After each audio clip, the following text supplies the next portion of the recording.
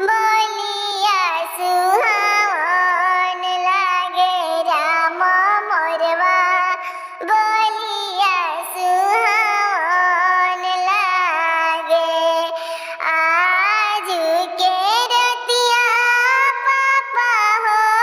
जागल रही हो आज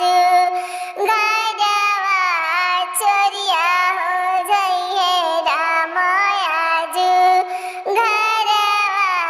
चोरिया हो जइहे अन धन पापा सब होते जीदी है राम सुंदर बेटी चोराई ले जाई है सुंदर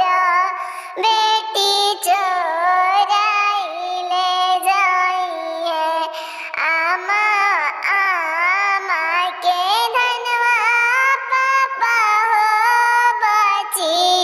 जाई है बेटी लोग उठाई ले जाई है बेटी तोर पाराई हो जाई है अन